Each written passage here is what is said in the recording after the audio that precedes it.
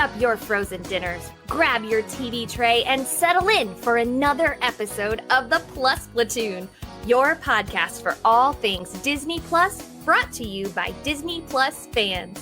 Watch along with us every week as we cover all the new, the old, the good, and the bad on Disney Plus.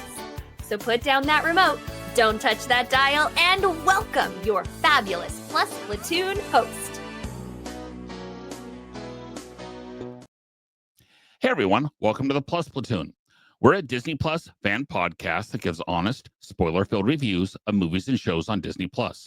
We'll look at new releases, coming attractions, and we'll even go back into the vault to revisit some of the classic Disney that's on the platform. Make sure you're subscribed and you will never miss a moment.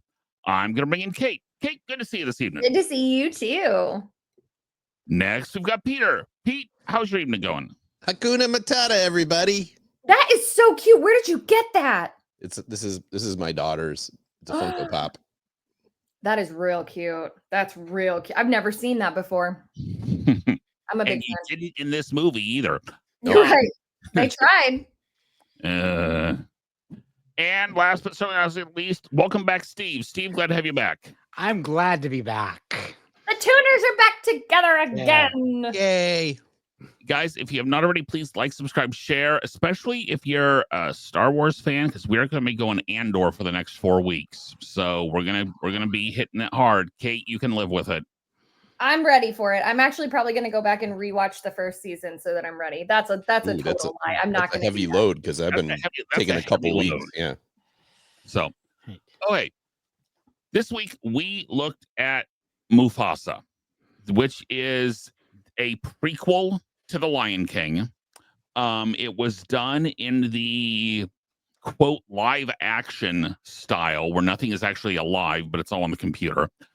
And it basically gave us the backstory of Mufasa and Scar and Zazu and Sarabi and Rafiki and how Scar came to be known as Scar, and because he betrayed them to ghost lions or the White Riders or something. Anyway, Outsiders.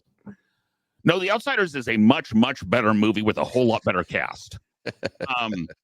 But so it's just, yeah, it's easy. There's not really much more to say than that. It's just we come to find out that Scar and Mufasa are not blood brothers necessarily, but they are brothers by experience, for lack of a better term, because he's always wanted a brother. Anyway. Okay, surface pressure. Yeah. Don't get ahead of us, Kate. Don't get ahead of us. So we're going to start this by going, was the story compelling? Was the story a story that was worth being told? And Pete, based on what we have gathered, I'm going to let you try and defend that. Oh no. Well, the reason you're saying that is I did enjoy, for the most part, this movie. I thought they made the story a little overly complicated, unnecessarily, to be quite honest. But I did enjoy parts of it. I enjoyed, I kind of liked how he was Scar's adopted brother, and Scar's father didn't accept him, but his mother did. Actually, I couldn't tell if that was Scar's mother, Taka's mother. At least the movie didn't pretend that the fact that was Scar was a surprise, right? I mean, we pretty much knew it right up in the front. But so that part of the story I liked. I didn't think the very beginning with his actual parents and him being swept away in a flood was really necessary. Like, they could have just started with the second part. But I thought having the outsider lions as the bad guys were good. I kind of actually liked Scar's turn because it was very Scar. And I also kind of liked how they like collected their little group as they went along, and that, you know, how Zazu came along and Rafiki came along, and you know, we were picking on the movie, but like, you know, oh, it's how Rafiki got his stick, you know. I mean, a lot of stupid stuff like that, but I still enjoyed that stuff. So compelling is that. How did Rafiki get his stick? I missed that. during the stampede / the elephant stampede. He was hanging from the tree, and then the branch broke off. Whack. Yeah, isn't that it? Wasn't that it? Yeah, I'm sure it was. I don't know how I missed that. Yeah. So compelling, maybe too strong a word, but I did enjoy it. Yeah, Steve's audio was cutting out there. Okay, it was just me. Wasn't just me. Okay. Yeah. So, but rebuttal. Yeah, what do you think, Steve? No, it was not compelling. It had the concept, the core seed of it was a good idea, but I had a hard time staying focused during the movie, and it was sort of like watching the clock. I know we paused at one time so I could finish cooking dinner, and it was like, oh, I guess we need to go back to it to finish it. So, yep, I liked the idea, but it was a hard slog to get through. See, I didn't even like the idea. I'm sorry. If there is nothing, I did not like him not actually being his brother, because let's face it, Lion King 1 is Hamlet, and this kind of blows that to bits. By him not being the brother, that kind of, you know, kills that villain's part of it. There was no need for them to argue over Sarabi. Oh my God. No. The whole story within a story, as far as it being a story they're telling the daughter because she's afraid of the thunderstorm. Are you kidding me? That I disliked immensely. Timon and Pumbaa were less than useless. Even, I mean, now I can say that about most Seth Rogen stuff, but they were less than useless in this. I mean, it's just they were trying to be funny and they weren't at all. I'm sorry, Hakuna Mufasa. Seriously, don't even get me started. Don't even get me started. So bad. No, I was okay if they'd done it as bookends. Like, here's the start, they kept and then here's the end. But they kept interrupting the story with it, which was and it added nothing. No. None of those interruptions added anything. So I totally agree with that. That was, to me, the worst part of the movie. Was the worst part of the movie is it was 2 hours long. Was it? It didn't feel like 2 hours and 4 minutes. 2 hours long and 20 minutes worth of a story. Okay. You could have Kate, I know you've got more, but let's try and stick to the story. No. So I am going to focus on what I did like, which was Zazu's storyline. Zazu's backstory, and I'm going to mess it up, but he is something about Sarabi, like, picked him to kind of be her guardian of some sort, but he was the very last of the king's guard, and he's essentially useless, but he got picked, like Sarabi kind of chose Zazu, and there wasn't a time when Zazu was a central part of the story on the screen that I didn't enjoy. When Zazu flies back to make the snow fall so that they don't find their tracks, I was like, that's really smart. When Zazu was this actually made me chuckle out loud. When Zazu's picking a fight with the outsider lions, and then he's like, you don't know who you're messing with, or whatever, and he like takes his wings and it kind of goes like this, and that fit to me. That worked to me. Having that backstory made it make sense. Like, I was like, yes, because I don't agree with literally anyone else's origin story in this movie except for Zazu and Sarabi. And we don't really dig into Sarabi's like backstory. We just dig into Zazu and Sarabi kind of come into the story together and how they kind of became that. To me, that was the thing that held this movie together. If it could be held together at all, it was Zazu. And his voice didn't sound right because none of the voices in my mind sounded right. None of them. Because it was not Rowan Atkinson and Nathan Lane and any of those. Well, but it wasn't even John Oliver who did it in the first movie. Right. It wasn't. Correct. Which is what got me, because at least Billy Eichner and Seth Rogen were the same as the first movie. What? Okay, the live action. They were the live action Timon and Pumbaa. Oh, I was about to say what? No. Okay, I understand now. Billy Eichner and Seth Rogen did the voices of Timon and Pumbaa. Got it. In the CGI Lion King, and I never saw also that. in this movie. Yeah. Okay. So that is, I will leave it at that was what I liked. Okay. Okay. Songs in this one. Songs were written by Lin-Manuel Miranda. I'm going to start off by saying Lin-Manuel Miranda owes Tim Rice a massive apology because these, and I'm just going to go on. These are very possibly the worst Lin-Manuel Miranda songs I have ever heard. I'll agree with that. And but everything else, to be fair though, almost everything else he's done is so good. None of these worked. None of them worked. I would agree. I disagree with that. Yeah. No, I'm sorry. I'm sorry. I wish I had a brother. Is, as she learned, is Surface Pressure. Yeah, that's the most Lin-Manuel Miranda song of the bunch, for sure. It felt to me like Encanto was trying to do Lion King, is how it felt, instead of Lion King does Lion King. And I am a giant Lin-Manuel Miranda fan. I've been a Lin fan since before Hamilton. I was a Lin-Manuel Miranda fan when he did In the Heights. So I am a huge, in my opinion, he is the massive major composer of our generation. He is going to go into the history books as one of the best composers of all time.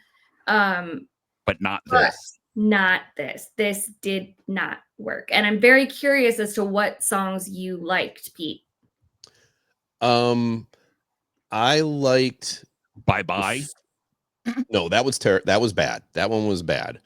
I liked the first one, the Malele song, and I liked the We're Going on an Adventure song, whatever, like when we're going on a lion hunt. That's, you remember that book that you probably going on, right? We're gonna, it's just every time. It was always bear hunt for us. We're going on a bear hunt.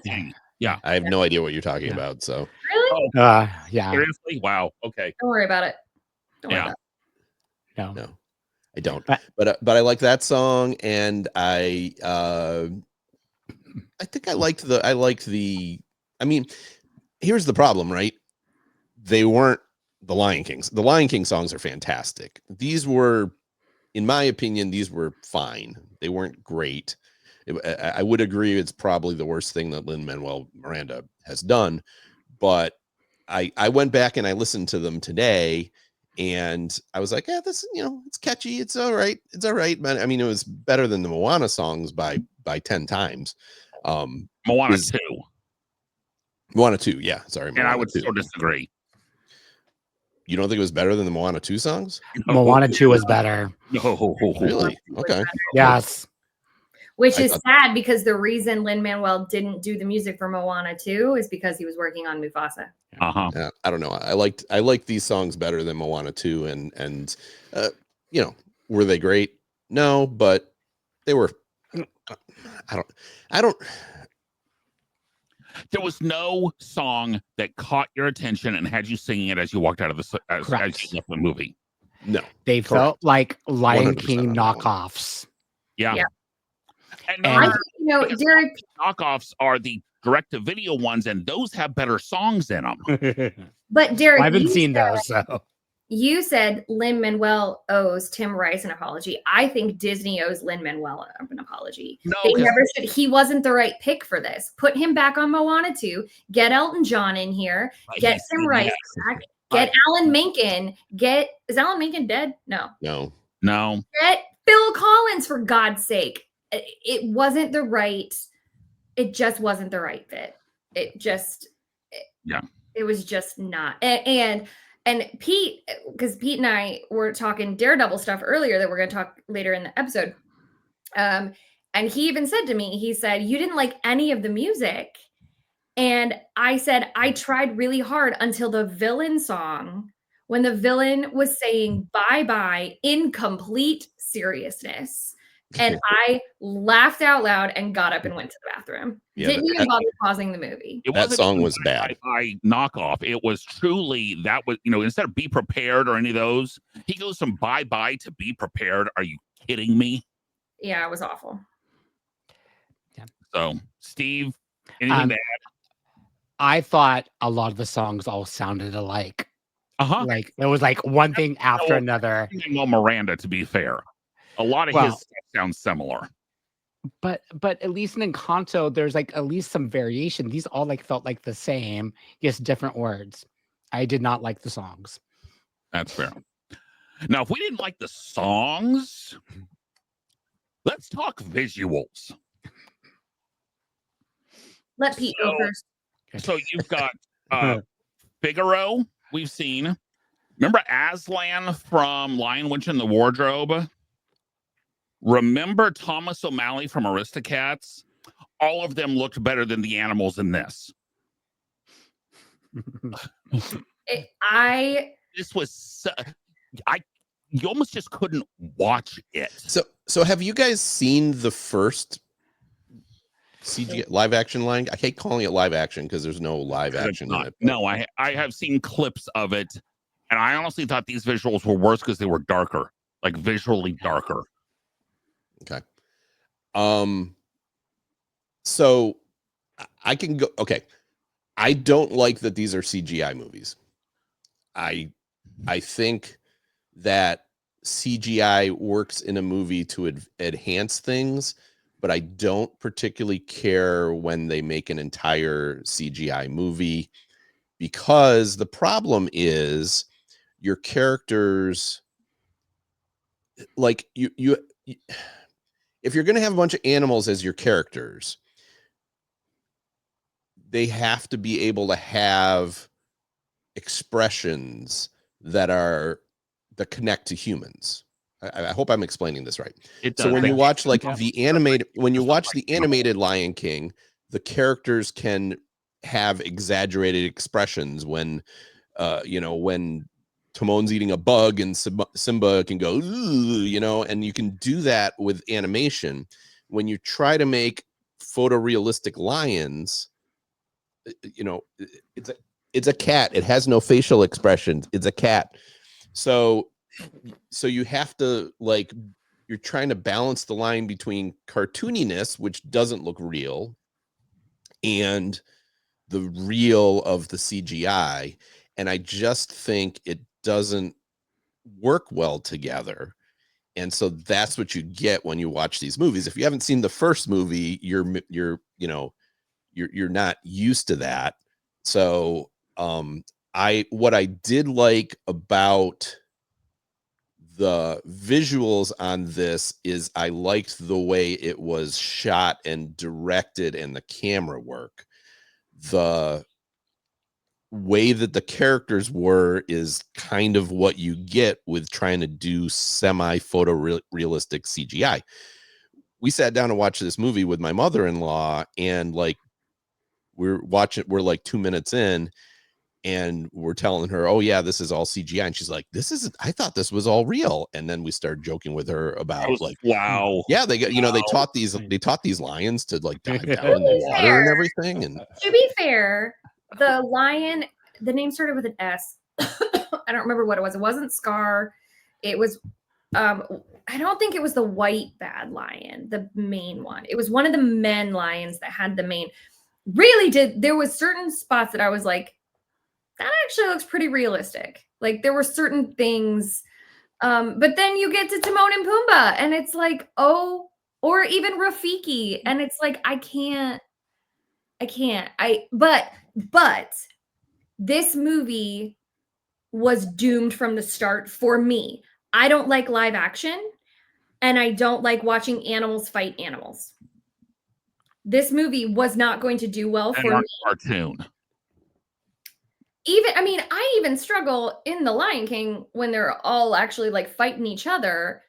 I don't care for it, but when it's a cartoon, it's not as bad. But like when the bees came down and started stinging all the elephants, I was like, oh no, the elephants. Like this movie was not going to do well for me because it's not a movie I would have sought out. It's not, I don't like live action remakes of anything, literally anything, and I don't like watching animals fight animals. So, Steve, do you have anything you want to plus? What my other half brought up at one point, he goes, which lion is which? Because there were so many. And I had to go, oh, Scar is the scraggly looking lion, from what I can tell. So I think sometimes it was like, who am I looking at? I'm like Pete, I hated the camera action. Like, I'm like tired of you swirling the camera around. Like, I get what you're trying to do, show me like the motion of the lion, but it's like, enough.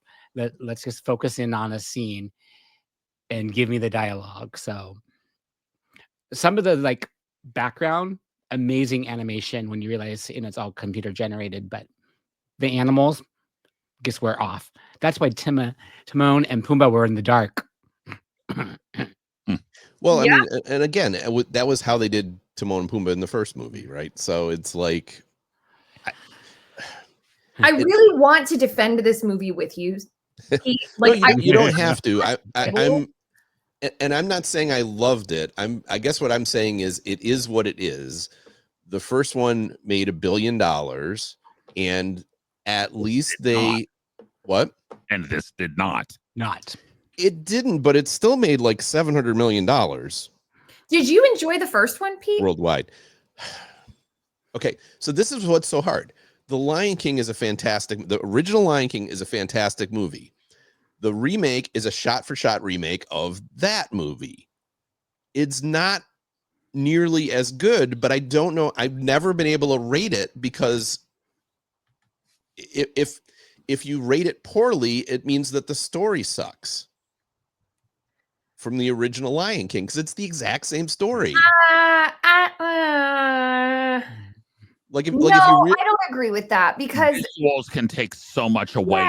There's something so lovable about Timon in the original.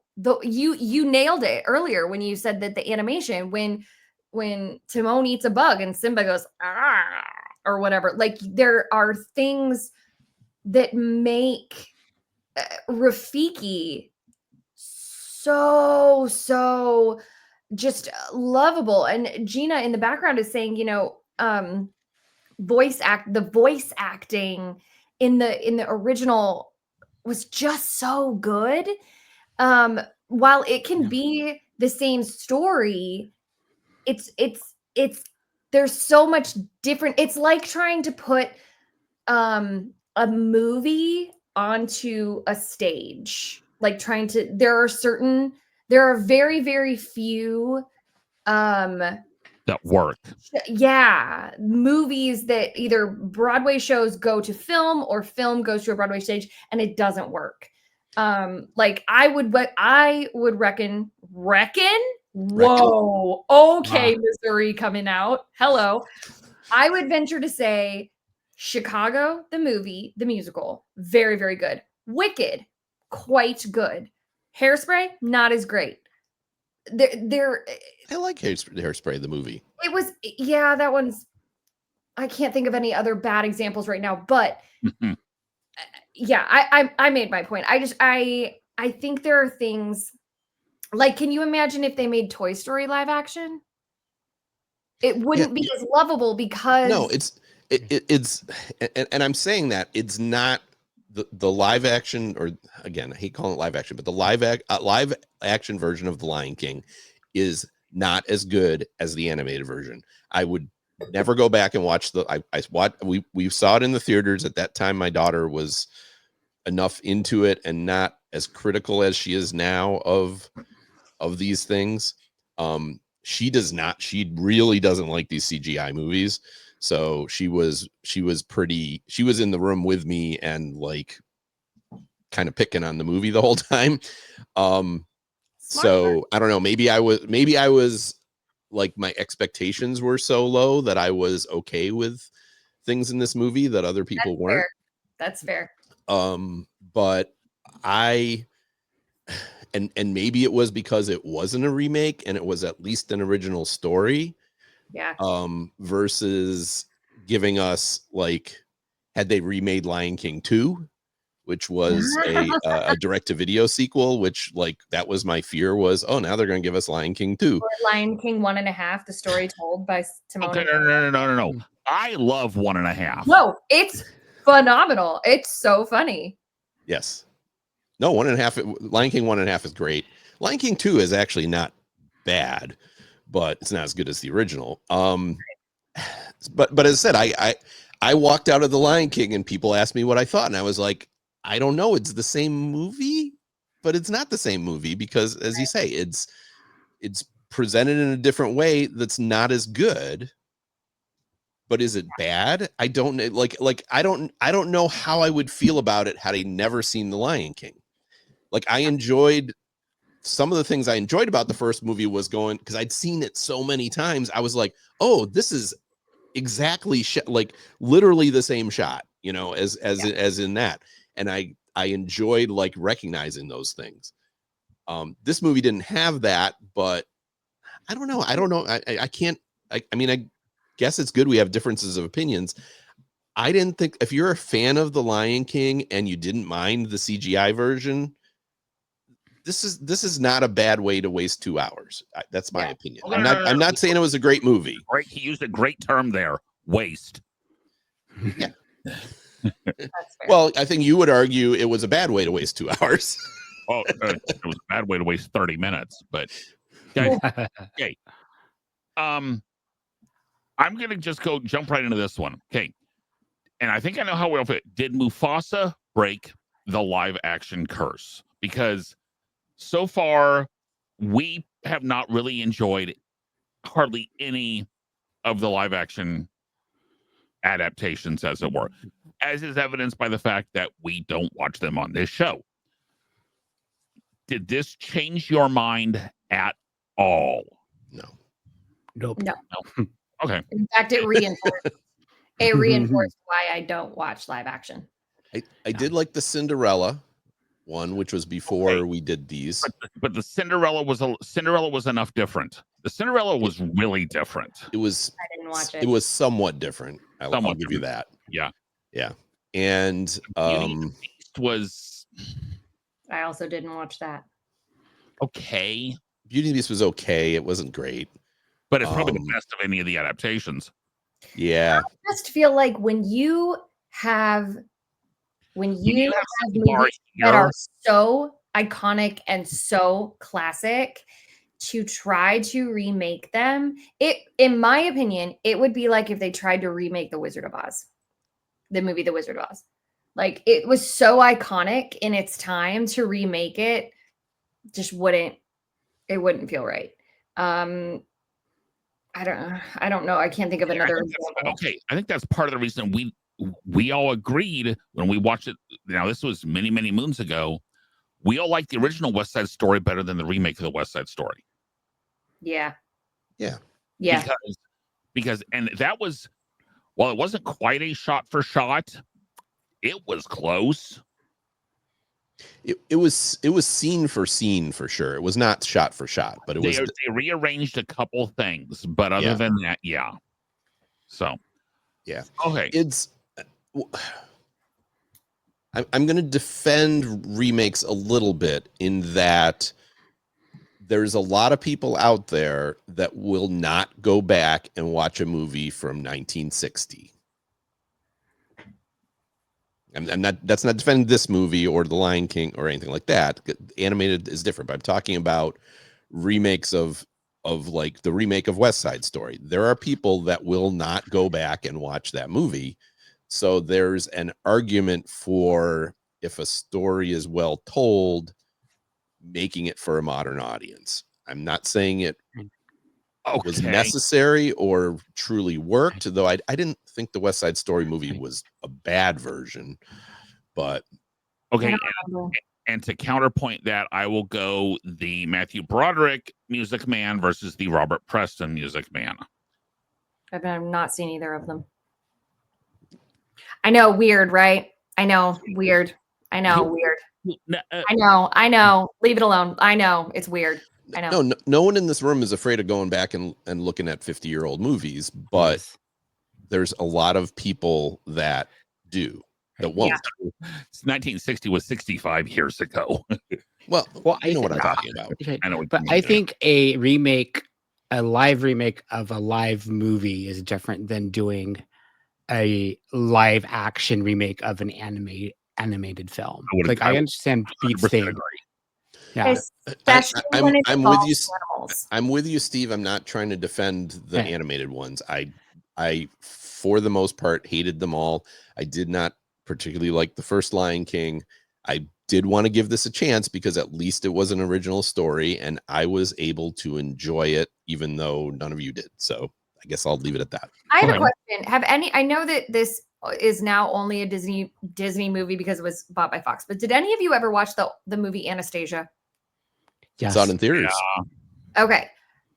Because what I was about to say was, because Steve was totally right in your point you just made. But I feel like when you make a live action remake and it involves animals, that is when I check out. Like, I don't know. However, because then as you all were talking, I was like, okay, what is an animated film? Actually, wait, is this okay? In that case, are you going to watch the new Lilo and Stitch that's coming out? No. He's not an animal. He's not a dog. No, but that is another one that, like, so as we were talking just now, as you all were talking, I was like, okay, what is a movie that is mostly humans? Lilo and Stitch was a good example. I will not watch it. Is okay. What about Anastasia? Because that is really Puka, her dog, and Bartok, the bats, are the only, like, but even then, I'm like, no, I don't think I would, because the movie, there is something, I don't know. This is hard. I don't think it's hard at all. Well, again, I would agree with that, though, in that it's the live action, the mostly humans live action movies are, to me, a better choice to do than a movie like this, which is all animals, entirely animals. Okay. You know, again, it's so hard because, like, I hate talking animal movies. Yep. But I was as I said, I think I just went into this with the right mentality that I was able to enjoy it for what it was. This doesn't mean I'm going to give it a high rating or anything, but if we're looking at mostly human ones, how about the Pete's Dragon remake? I didn't see that, so I don't know. Yeah, I heard it was good. Not. It had and I'll be honest, Derek, I think the original is terrible. I do not like that movie. Is the original? Because I don't think I've seen either. I feel like I may have watched the original. With Green Dragon with the pink scales. Right, but was it entirely animation, or was it just the dragon was Roger Rabbit, where it was both? Yes. Just the dragon was animated. Everything else was live action, and sometimes the dragon was invisible, so even he wasn't on screen sometimes. Yeah. So, okay. I'm just going to go ahead and skip ahead. As we always do, we do cups of pixie dust out of 5 for this. This is for Mufasa. Kate. I'm going to give it a 1. And the only reason it's getting a 1 is because of the Zazu storyline. That saved it. So, Pete, what do you think? Wow. I'm going to be the outlier here, I'm sure, but I'm giving this a 3. I think if you're a fan of The Lion King, it's worth watching. I'm sorry, I enjoyed it. Wow, I didn't think you were going to go that high. I'm at the 2. I mean, I've seen it. I didn't hate it, but I don't need to ever watch it again. And I'm actually going to go with 0.5 just because. I had a feeling that was coming. Oh, he froze. He froze. Oh no. I will say, because I asked, because I was telling my husband how much I didn't like this movie. And then he was like, what has been your lowest rating ever? So I text Derek and ask, and my lowest rating was a 0.5 for the live action Pinocchio. Yeah, that was So, terrible. It does not surprise me. And like I said, if the Zazu storyline had not made me laugh out loud, and like even Rafiki was too sane. Rafiki was actually like sane. He needed to be more unhinged. He was pretty nuts, I thought. But he was nuts. As I said, when Steve said this movie was 2 hours, I was surprised because it went by very quickly for me. So Yeah, that's fair. I thought it felt more like Endgame, but you know. Speaking of Marvel. Speaking of Marvel and things that I did not watch, and I will say this is probably one of the first times I have not watched a Marvel series at all, and she kind of said it reinforced that I would have hated this. Oh, the last episode was rough. Okay, so Steve and I are going to drop down for just a bit and let you two chat. Oh, Pete. So we've been talking all day because Kate watched the last 2 episodes, and I was at work, and she was messaging me, and I think we both really liked this series. I mean, what was your opinion, Kate? Yeah, it was very good. It was very gory, and it proceeded to get more gory as the episodes went on. And I know we do spoilers. I'm not going to say this spoiler, but there is one specific very gory part with Fisk that took it too far for me. It was in the last episode. There's one scene where he kills a guy that is on par with the stuff that was in the Netflix series that was it was like Game gross. of Thrones level gore. And that, while I was ready for gore, I was not ready for that.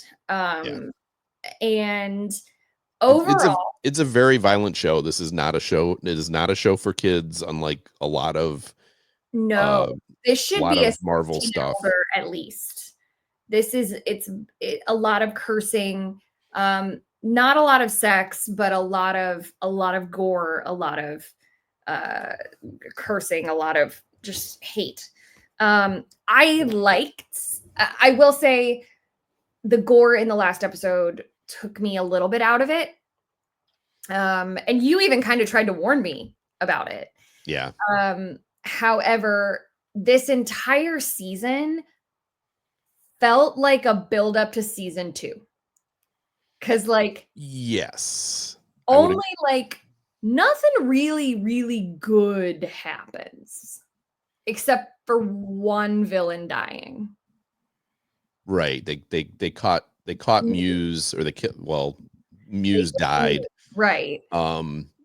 And yeah, I mean, it was all a build up to that. There's a whole another season coming, and I mean, if this was it would not be a good end. It would it leaves you on such a story, not even I guess it's kind of a cliffhanger, but it's almost more of a cliffhanger adjacent to be continued thing.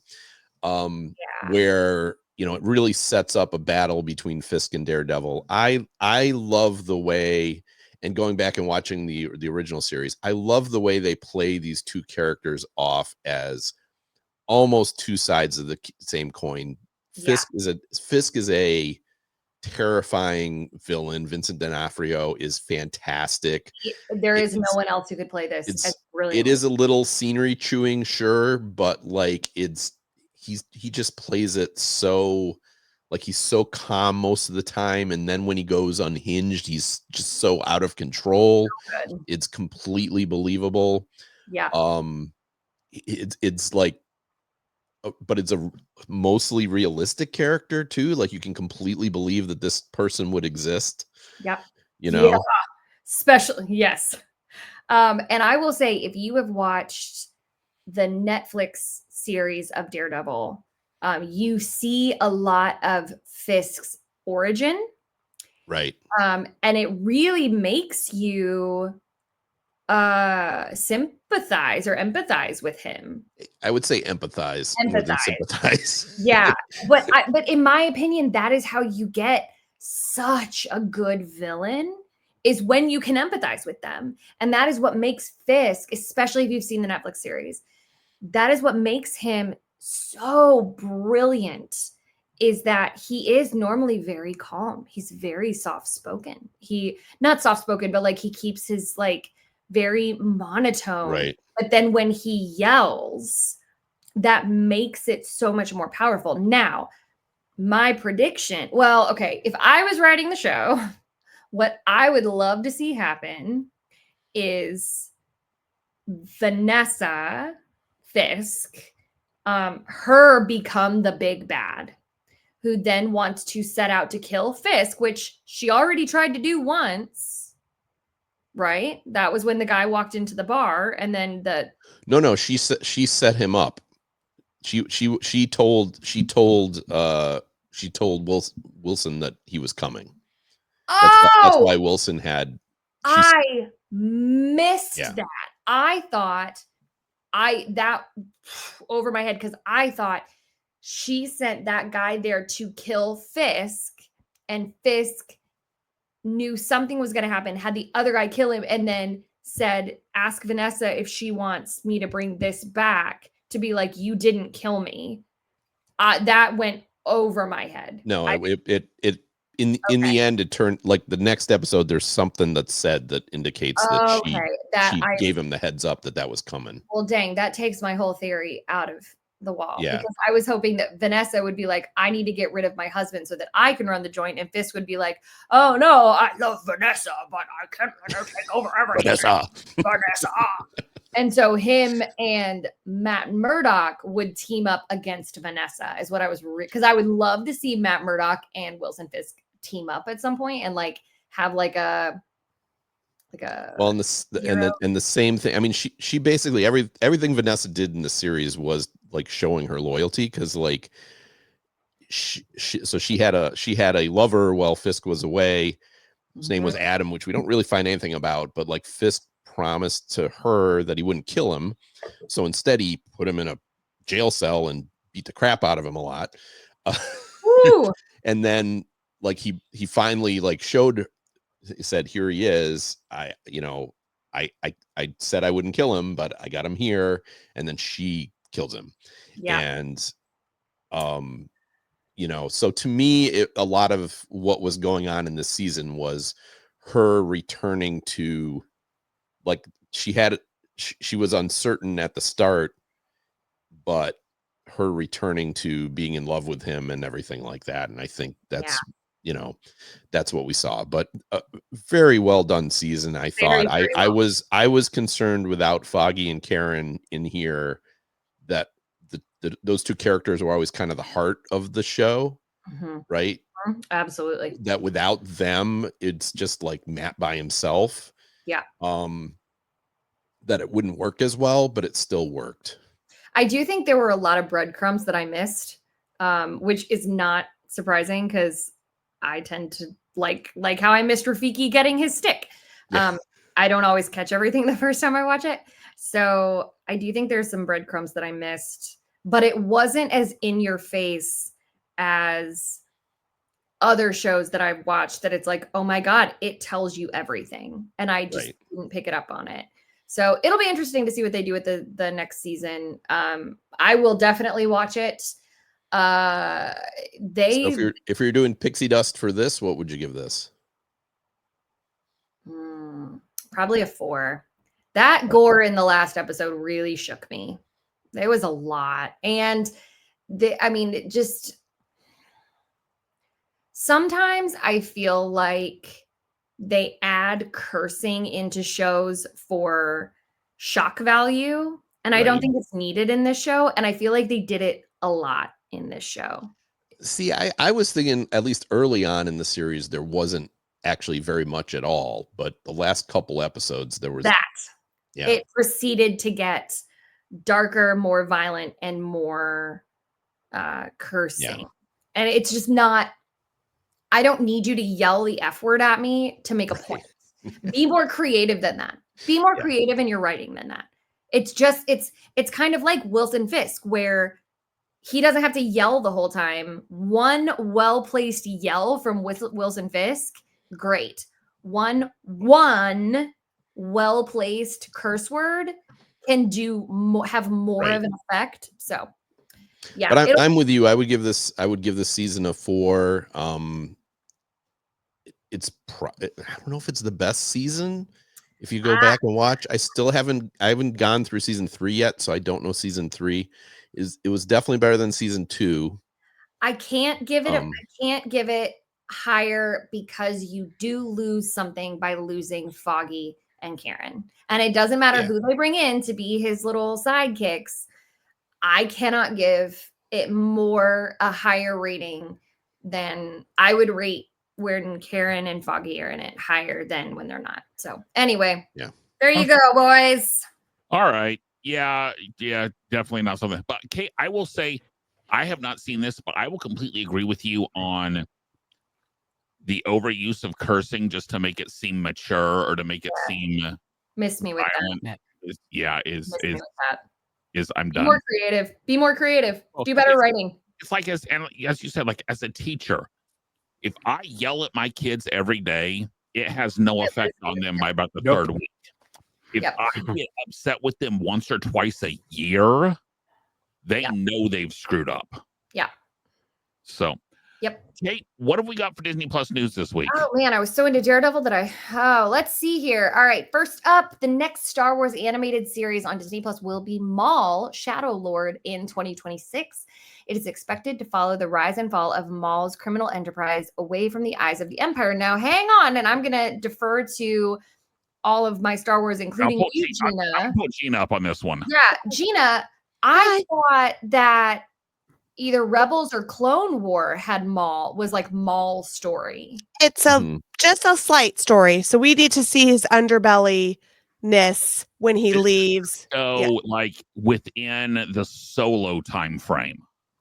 Probably. Yeah. This is I think this is the beginning of that, whatever that's at the end of Solo, they had that one scene. I think this will be a continuation of that. Yeah. Doesn't he finally get killed? He gets killed in Rebels by Obi-Wan, actually. Right. But during that Solo it's got to time, be before that. But okay. Yeah. Gina, are you looking forward to this? I am. I really am, because I love Darth Maul's story. I do love Darth Maul's story from and I think it is supposed to be the same voice actor that has done him so far. Great. Yeah, it is. Yeah. Great. What will we need to watch to be ready? No, we won't watch this. So you can watch Solo. I mean, Solo, just that last scene. And then if you already watched Clone Wars, you know that he's you haven't. So anyway. Okay. That's okay. All right. Well, keep Gina up, because Ahsoka season 2 has begun shooting and will have 8 episodes. Yay. And my friend Warren, those of us that like that. Warren's in it again. Cool. Mm-hmm. Was he in Andor? Yes.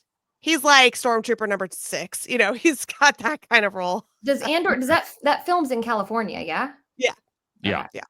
He's in all of these. He's Stormtrooper number 6, Sand Person number 4. He's always the still cash that check, my friend. Oh yeah, exactly. Still cash that check. And last but not least, I'm not gonna lie, I am a little bit excited for this. The Simpsons, which I'm not usually a Simpsons fan, but this I actually will watch, have released a full-length episode, which is a spoof of National Geographic documentaries. The Earth Day episode is exclusive to Disney Plus. I may go watch this and report back next week. I will say I was watching this before we got on here and started taping, and I'm actually gonna go back and finish it. I mean, it's got some cute points. It's got some stuff that's really predictable, but is it up there with the Halloween episodes? I do enjoy all the Halloween episodes. Okay. I don't like the Treehouse of Horror ones. So, no, this is truly a spoof episode. Okay. Am I the only one on here that's not a huge Simpsons fan? I don't like I'm Simpsons. not a huge fan. I just like I like very, very few episodes. Oh, okay. So like Halloween. I loved the show for the first 28 15 years. 10 years. 10 years. Yeah. I was in high school And when it came then out. I probably stopped watching around. I kept watching for a while after it had already gone downhill, and probably stopped around season 18 or so. So I'm Although I will admit, was a big fan, and I can honestly say I haven't watched an episode in probably 15 years. So I'm of the age where I was not allowed to watch The Simpsons. Because you were young. You were like in 5th grade. And Yeah. this was I was in college when I was it in high started. school. Yeah. I was a junior in high school. Yeah. I don't know what I year was it in elementary started, school. so- 91. Oh, okay. I was 3. Yeah. But I wasn't allowed to watch Beavis and Butthead. That was what I was. Oh yeah. I was old enough that Uh, I didn't get in trouble for wearing my "Don't Have a Cow" shirt. Excellent. Oh yeah. And I that's didn't have it. What about you, Steve? Did you have a "Don't Have a Cow" shirt? I did not don't have a Cal shirt. Well, and the early ones are so different than starting about season 5. Yeah. Yeah. So anyway, okay. Next Stay week, on. as I have said before, we are going into Andor season 2. Yeah, Kate, I know it's like, kind of like how although no, I will say for the original season, I'm excited. 3.5. Yeah, You I gave it- ranked it high. you gave it a 3. Yeah. Pete gave it a 4. Steve gave it a 4.5. Yeah. So this is something, and part of the reason we're diving deep into this, it's something we all liked the first time around. So now, and it's gonna be a haul because there's 3 episodes coming out 4 weeks in a row. Um, No, but that's the same basically as watching a movie every week. Every week. So wait, so we watch 3 episodes every week? Yes. Oh my word. Starting Are today. they all 45 minutes long? Yeah, ish. You're right. Oh my Yeah. gosh. Well, they were in the first. I've been rewatching the first season, and they're all about 45, 50 minutes. So yeah. So Ooh. excited. I have high hopes. Me too. I love the Empire. So evil. Okay. As we are sitting here, they have come out. First 3 episodes have come out. Looking at the time frame, 54, 47, 56. Woo. So 3 Well, hours, I know baby. what I'm doing tomorrow. And that's a 30 Marvel hours. movie every week. Oh my gosh. 3 yeah. hours. Now there's like 8 minutes of credits in each of those. So Oh yeah, but, And you don't need to watch those because they're unlike Marvel. There's no Easter egg. So right, just yeah. don't worry about that. Okay, but yeah, so that's what we're doing the next 4 weeks. If Pete, you had kind of said that if we only had time to go back and watch a couple episodes, but probably 10, which is the prison break, and 12, which is the funeral / uprising on Yes. Jeddah. I agree. Yes. Ferrex. Ferrex. Ferrex. Yes. What was Jeddah? Jeddah was the planet. Jeddah was the planet where the plans were held. Yes. No. Well, her dad helped with the plans. Yeah. Okay. Well, no, Restarted. Jeddah was where they were mining all the Kyber crystals in Rogue One. Okay. Yeah. That's the one I was talking about. Yeah. Yeah. So, okay, guys, if you have any suggestions for what we should watch after Andor, please email us at plusplatoon@gmail.com. Message us Facebook, Twitter, Instagram. We'd love to hear from you guys. If there's stuff you like us, how we've done stuff. If there's stuff, hey, I can't believe you guys did this. You need to stop right now. Let us know because we know we like to listen to you guys. We have new episodes coming out every Thursday on YouTube and all the major podcasting services. For Kate, Gina, Pete, and Steve, we will see everyone next week. Bye, guys. Bye.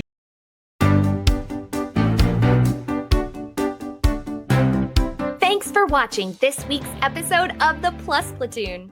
Be sure to subscribe to the Plus Platoon podcast to keep getting great content each week.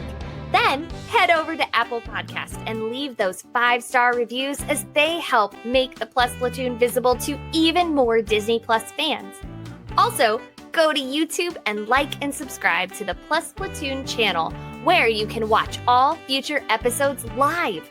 If you have a question for the Plus Platoon, please send us an email to plusplatoon@gmail.com or connect with us on Facebook, Twitter, or Instagram @plusplatoon.